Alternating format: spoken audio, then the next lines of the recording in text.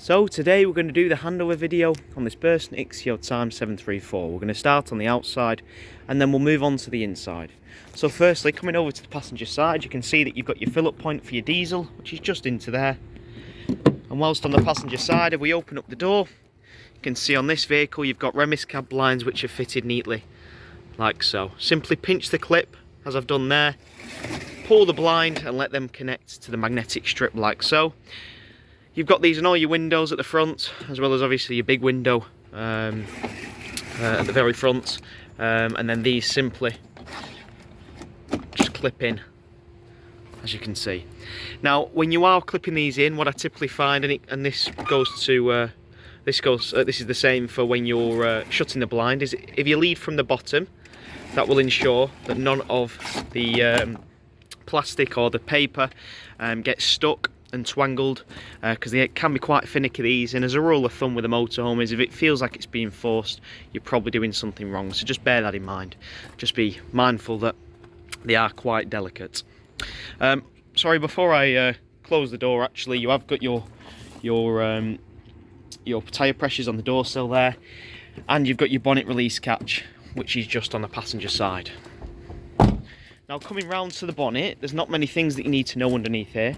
The main things that you need to know is if you're ever going to jump start the vehicle, and I'll show you where to do that from now.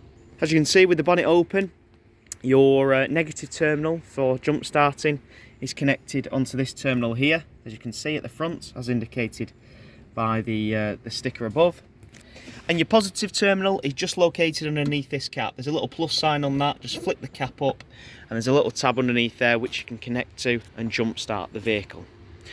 That's the main thing that you need to know if you're ever underneath here. But just to point out a couple more things, you can see you've got your engine oil along with your dipstick below, your brake disc fluid, your engine coolant, your power steering fluid which is just in there, and finally your washer fluid which is in the corner.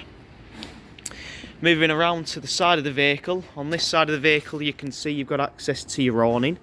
As a rule of thumb with the awning, I always advise on a windy day not to use it, and also if it is raining, I recommend taking the awning in, because if you do get a dry day, you'll need to pull that awning out to dry it out. If you leave it out in the rain and then take it in and it never correctly dries, it'll lead to the canvas cracking and moulding, so you don't want that to happen. To operate it, you've got an awning pole which will be somewhere in the vehicle, and this is a Thule awning, so all you need to do is simply connect it up into the T-bar there, turn it about anti-clockwise and let that connect in place. Now on handover I can show you how to do this. As you can appreciate, it's just me here, so it's a little bit difficult to do with a camera in my hand, but it's dead simple. All you need to do is wind it out to a point you can reach, and then your awning legs will flip down and take the weight of the awning. Coming back to the front, you can see that you've got your main habitation door here, which allows you access into the vehicle. We'll go in there just in a short while. Next to this, you've got your fridge vents. They say Dometic on there. This is where the fridge pulls all of its air from to obviously to cool the fridge. Now, as you can imagine, if it is a hot day, what I recommend doing is trying to keep this area under shade, so potentially pop the awning out or turn the van around away from the sun, as it will just help pull the air through and obviously cool the fridge. Next up, you've got your first locker of the vehicle. I'll open that up for you now. And in your locker, you can see you've got access to your cassette toilet. To remove this, all you need to do is pull up on the handle and slide out like so, and it gains you access to the cassette, as you can see. To empty this, all you need to do is pull the funnel out, and using the orange button on the back, that will release an internal vacuum and will allow you to empty the entire contents of the cassette out into a grid on site. When you've done that, you can put a bit of water in there just to wash it out, and then simply stick the lid back on. Now, if you have got some blue fluid, the blue fluid can go in the top of the lid here. There's a little measurement on there to indicate how you do that. You'll also notice before we put it back, you have got this orange tab here which twists and moves. This is what makes contact with the blade. Now the blade, I'll show you how to operate when we're on the inside of the vehicle, but it's really important that before you remove the cassette that the blade is closed, which again I'll show you how to do, because if the blade is open, this is what makes contact with the blade, that will open slightly and it won't allow you to remove the cassette. This should always remain in this position. This should never you know, move or change, because if it does, it won't allow it to go back in or out. So always ensure that that's in that position. No need to touch that if it's come out. To put it back in, all you need to do is simply line it up, as you can see. Slide the cassette in, you can see that handle just connects into place. Moving on towards the back of the vehicle, you've got an external socket here. You can link this up to an aerial if you wanted. Most people just use it as an external 230 volt. You'll need an adapter for that, just bear that in mind. And then on the other side here, you've got an external gas outlet. So you've got a bayonet fitting here. This connects to a rubber pipe which will connect to your barbecue, and that will allow you to connect that in. Obviously you'll need your gas on for that to operate, which again I'll show you shortly, but that will just allow it to flow through. In the back of the vehicle you've got a spare wheel which has already been secured, and you can see you've got a jack which is just there. You can actually connect that onto that wall should you want to. There's some tie down points in the back here as well. Now you will notice in this vehicle, if I open up this flap here, you've got two drain down points. Now drain down points are really important in a motorhome.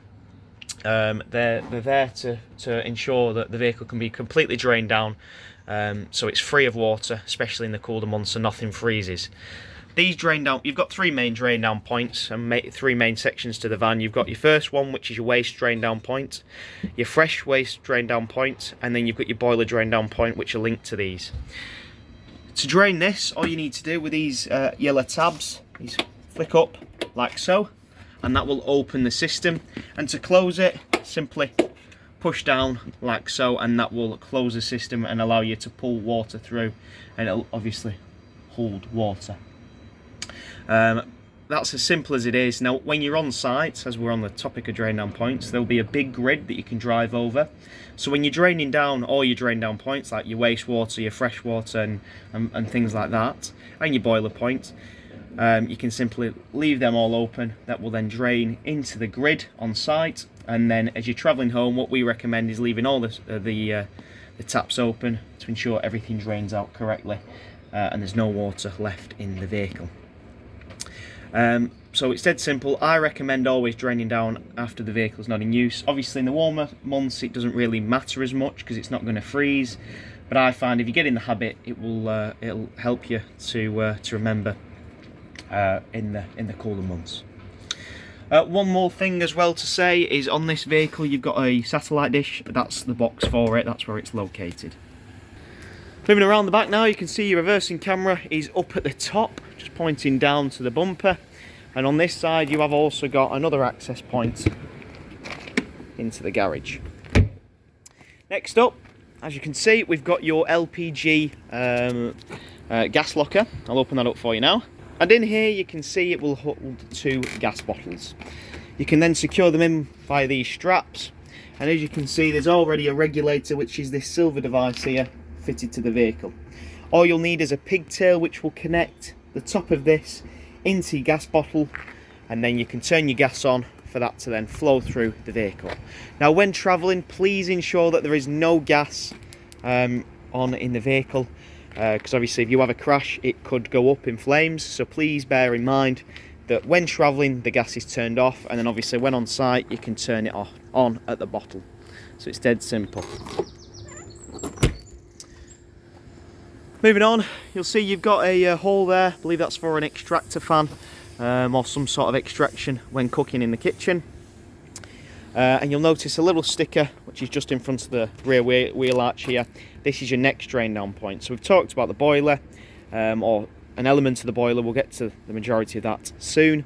And then this is for your wastewater drain down point. So as I say, drive over your grid and dump the majority of the water. To empty this, it just comes out with this grey tap, by the way, but to empty it you'll see you've got a metal rod here. Somewhere in the vehicle, it's probably in your convenience locker, which I'll show you in a minute. You'll have a black handle.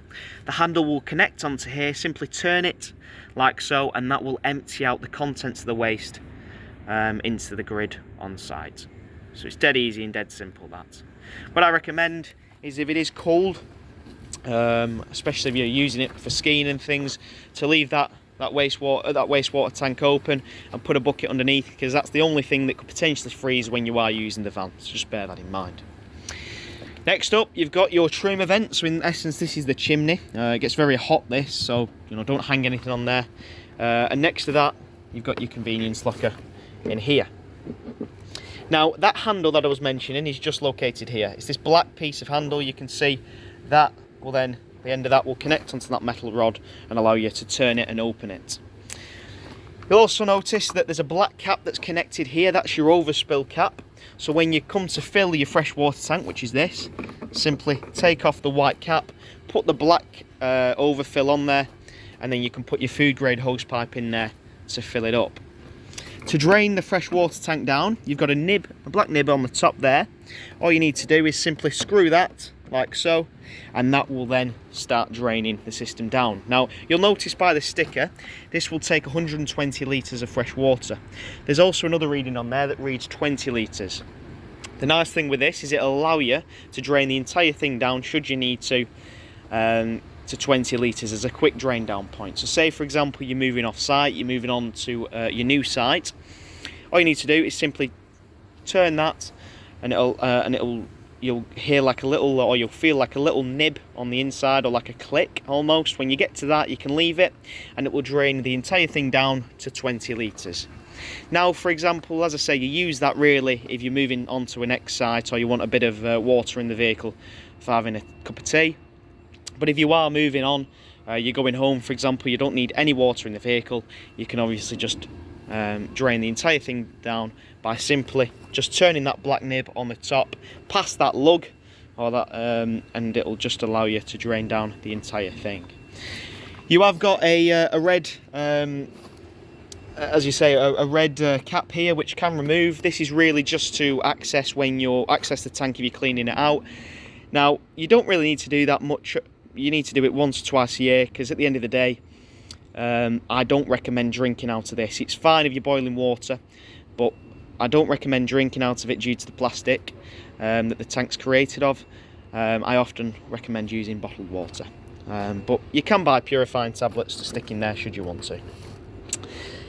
So with regards to hooking it up to 230 volts mains electric, you've got your 230 volt plug in there. That just simply connects into there, and this nib, which is in the seal here, the wire can come out and feed out of the door, so that stays in the van. You just need to be mindful when you're travelling that obviously is removed. Next up, you've got your final drain down points. We've spoken about your fresh water, your wastewater, which is down there, and your 2 drain down points in the back of the garage. You've got 2 more drain down points in here. This is really for the heart of the boiler. So you can see you've got this black valve here. This controls the drain down point for the boiler itself, and then the yellow toggle just behind it, as well as the 2 in the back, are for all your piping system that goes from your boiler to your taps. So to drain down this, all you need to do is to close the system. It'll be in this position when the water is in. To drain it down, all you need to do, turn the diamond like so the black nib on the inside pops up, and you can see the blue tab on the outside pings out. That will then start draining the boiler of water. Obviously there's no water in it at the moment, but it'll allow you to drain it down. When you come in to use it and you want to close it, simply turn the diamond, push the blue tab in so it's flush, and then you're good to go. I'll leave that open for the time being. One thing to know with that is you can see there's a little like indicator on there that indicates that it's a frost protection valve. What it does is, if for example you forgot to drain the boiler of its water and it reaches a certain temperature, it will automatically drain its system, because there's some solution in there which reacts to temperature. Now bear in mind, say for example you've not used the van in a long time and you use it in the cool months and it's quite a cool day, what you may come to do is, when you're getting everything sorted and you want to put water in the boiler so you come to seal it, you may come to turn the diamond, and then you'll go to push the blue button in, but it'll keep on pinging out, and so it won't allow you to fill the tank. The reason for that is it's too cold to fill the tank, so it'll basically protect itself from obviously draining. Now if you do get to that position, what you need to do is go onto the inside of the vehicle, turn your heating on, because you can run the heating in here without any water, and then that will allow you to heat this space. It'll heat for about 30 minutes, it'll take about that time, and then that area will be able to be sealed by pushing it in. So it's just something to bear in mind. Now when you're using it, don't worry about that pinging out, because obviously the vehicle isn't going to freeze if you're using it, because it's all on board, but it's only when you've not used the van for a while. At the back you've got another of them taps, which down is closed, up is open, same as the ones in the back, and as I mentioned, they're just for everything beyond the boiler. Now that concludes the outside. We're now going to move on to the inside. So we're now on the inside of the vehicle. I've just stepped in here, and on the left hand side you can see that you've got your control panel. Above that you've got space for a telly with all your necessary parts, along with a light switch which just obviously lights the area. You've some light switches as well underneath here, which you can obviously access. Now for this is your control panel. To turn it on and off, just simply click the power button there. You can see that turns everything on and off on the vehicle. It actually turns your lights on and off as well. At the top here you've got your button for your habitation battery. So I hold that, it'll show you the voltage that we've got currently in the habitation battery, and the bottom one is your vehicle battery. You can see because there's a little battery in the front of a vehicle. Hold that, and again it'll show you voltage as well, so pretty high considering we're not plugged in or anything. Now what you can see is, you can see on the other side that you've got your freshwater readings. You've got your freshwater tank up at the top. Hold that. Now as you can see, nothing's lighting up because I've no water in the system. Everything's been drained down following the workshop procedure and the PDI process, but as you can see, nothing's showing up. But if I held that down and it did have a reading, it would show you a reading here. And then underneath is your wastewater tank. Hold that, again with nothing in there, it's completely drained, but again that would show you a reading up here should you need to. On the far side you've got a little button here, which is it's like a little tap. This activates your pump. Now when you're on site and you've filled up with water, obviously make sure you fill up with water, because you don't want to run the system for too long without any water in the system, because you'll burn out the pump. But yeah, as I say, when you're on site, you've filled up the system with water, click the pump and go to your taps. Go to all your taps including your shower, then simply turn the tap on and turn it to hot. What that will do is it'll pull fresh water from the freshwater tank into the boiler and then out of the tap. It'll spurt and splutter initially, and then when it's running steadily you've primed your system for your hot water. Once you've done that, flick it over to cool. Do this for all your taps as I mentioned. When it's running steadily, you've primed your system and you're good to go.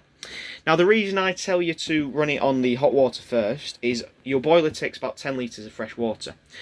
When you're on site, if this is the first thing you do, run water through your boiler and out of the tap, and then turn your heating on for the water, which I'll show you how to do in a minute. That will allow and give the boiler a chance to get the water up to temperature. So if it's the first thing you do when you're on site, after 30 minutes of you getting prepped and everything, your water should be nice and warm and ready to use. Now coming back to your pump and your taps and everything, each of your taps have something called a micro switch on, which will activate and deactivate the pump whenever you need it. So you don't need to keep turning on and off the pump. The only thing you need to do is turn off the pump if you've no fresh water in the tank. So just bear that in mind. And that concludes your control panel. So it's pretty easy. Underneath of the slot you've got your fridge. Now this is a three-way system. It's a Dometic fridge. The reason it's a three-way system is basically there's three ways to power it. So to power it, you've got your on button there, click that will activate everything on. Next up you've got a little plug icon. That's for if you want to run the fridge off 230 volt mains electric. Next up you've got a little gas icon, a little gas flame. That's if you want to run the fridge off purely gas. If you're wild camping, and you've got a little battery icon here, so if you want to run the fridge off 12 volt, you can do. Now, what you've got to be mindful of is a lot of people think when they're travelling, when they're wild camping, they can run the fridge off the 12 volt leisure battery. That's not the case, because if it was, it would simply pull all the power out of the battery. You'd be left with nothing for when you're on site. So with that in mind, the leisure battery is only there for when you're travelling. It'll only allow you to power the fridge when you're travelling, because as you're travelling, the vehicle has got a built-in alternator, which will send power from the vehicle battery into the leisure battery, which will allow you to power the fridge. But as I say, when you're stationary with no ignition running, it will not allow you to do that. When you're wild camping, you can only run it off your gas. Now, to avoid any confusion here, you've got an A, which stands for auto. That will automatically assign whichever fuel you've got, and basically allow you to heat and do the fridge automatically. So whatever fuel you've got, it will automatically assign. Because if you don't do that, and you select a fuel you've not got, you'll need to reset it as indicated by this sticker, and that is done through this button. You'll also notice this button here, you can alter the temperature, and if I open up the fridge at the top, you can see you've got your freezer and your fridge is below. It does a good job at maintaining the temperature of things, so put cold things in there and frozen things in the freezer. It will really help to maintain that temperature. On the other side of your kitchen, you can see that you've got your gas burner hob. You've also got your sink, we've spoken about that obviously, and your oven and grill, which is just below. Plenty of storage as well in here, which is dead handy, along with your slide out drawers and your cutlery drawer in there. Sink plugs are here as well. Now you'll also notice you've got these red valves here. These are isolator switches. They will allow you to isolate sections of the vehicle. That is only there for the technicians when working on the van. We don't recommend customers or users use them. Everything you need to know is on that panel, as I've discussed. These are only here if you're advised to use them, and they're really just there for when we're PDIing the vehicle to make sure everything is working correctly. Up at the top, you've more storage as well. Microwave is up here actually. Just bear in mind this will only work off 230 volts, so if you're wild camping, it's not going to work. In the front section of this vehicle, you've got a full drop-down bed, which is a big double bed. It's got your cabinets attached to it. To operate it, you first need to make sure this area is obviously clear, and you just got to be careful that your seats are not in line with the bed. I'll just move your seats forward now, and then I can drop the bed for you. Okie dokie, as you can see, just slid them forward. To operate the bed, all you need to do, you've got this key that can turn, and then press the button, and that will allow you to drop the bed. One thing I forgot to mention is to get it to its lowest point, what I recommend is just removing this cushion, lay that flat, and then hold the button. You can see it allows that cupboard to drop into place. So your bed is up at the top with some lights as well. You've got a ladder on here which will allow you up to the bed. With your bedding, we recommend that stays on, just with your pillows, stick them at the front, but everything else can stay on. And you're good to go. Just be careful about the thickness of the duvet that you're putting on there. Once you're done, click the button and that will send the bed all the way up to the ceiling, and it will gain you back your lounge, as you can see. Now in your lounge, as I say, you've got your two chairs at the front. These do swivel along with your table. For your table, you have got a little knob here that just pulls down like so. You can then obviously swing this lower layer of the table out so you can obviously eat on it. You've got belted seats here for passengers, and underneath this seat you've got your boiler where your boiler's located, along with your fresh water tank. Now, thanks to the way that Burstner designed it, that convenience locker means everything's in there nice and accessible, so you should never really need to go underneath there.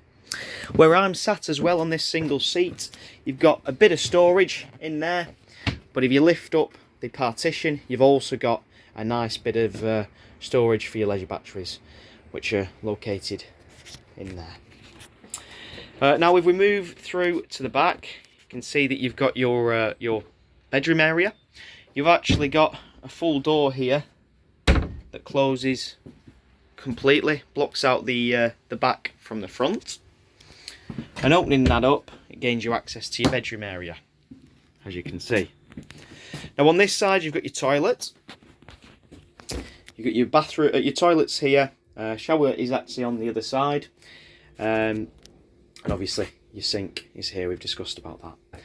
You've got this tambour door as well, so you can slide that should you need to, and as I say, it will gain you access to the cassette. This does actually swivel to give you a bit more space as well.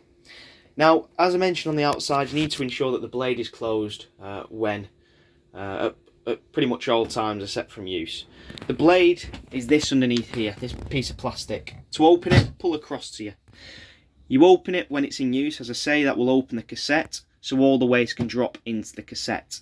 Once that's done, click the blue button which is up at the top there. That will activate your flush and it will flush the system. Once you've done that, shut the system by pushing the blade to, like so. You close the blade for two reasons. The main reason, it stops odour from escaping, but the second reason is it just ensures that when you come to remove that cassette, it gets you into the habit of you're not, pulling it or forcing it so it doesn't break. As I mentioned, your flush is located up at the top here. It's this blue button. You do need your pump on for that to operate, so please bear in mind that you'll need that. You've also a bit of storage underneath there as well, which is dead handy. Shower's in here as well, just to point out for you. And as I mentioned, it's dead obviously obvious how to use the shower. And this will need priming, like I mentioned previously. In the bedroom area, you can see that you've got access underneath the bed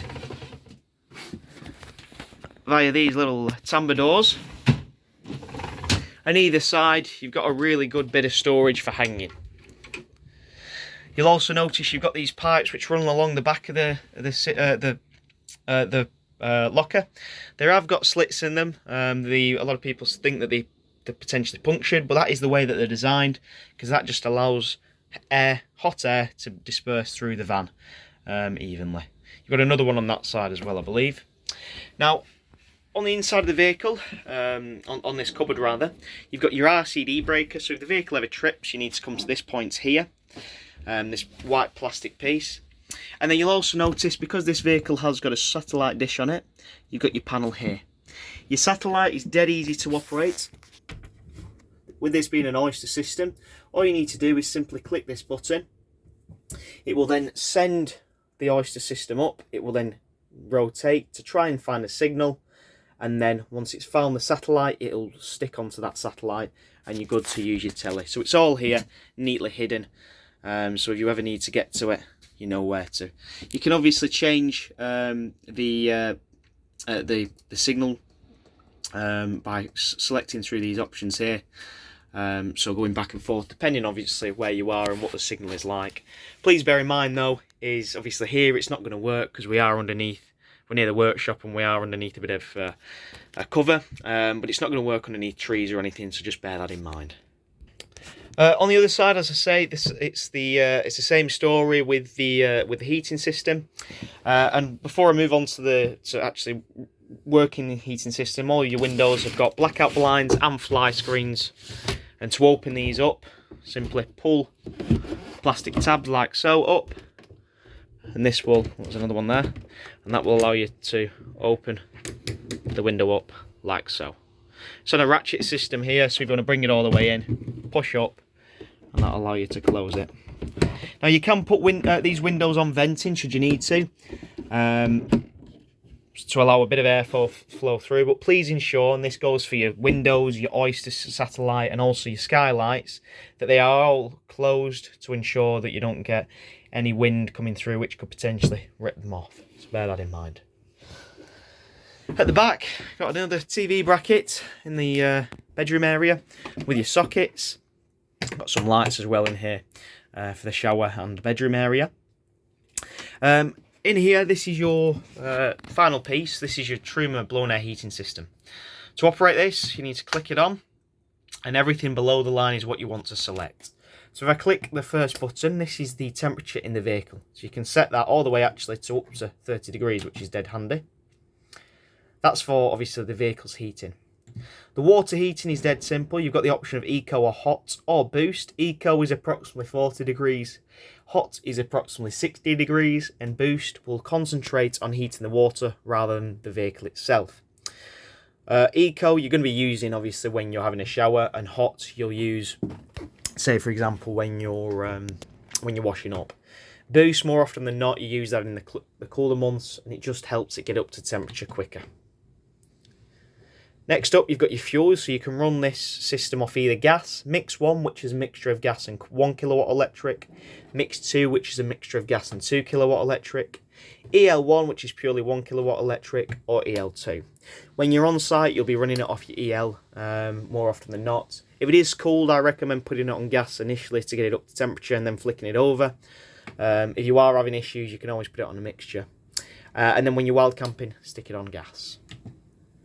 Finally, you've got your fan. Now at the moment, because I've nothing selected, it's giving me the option of vent, which will vent and recirculate the air in the vehicle. So you can click that if you want it to activate. If I was to select, you know, a temperature, you'd then have the option of Eco, high or boost.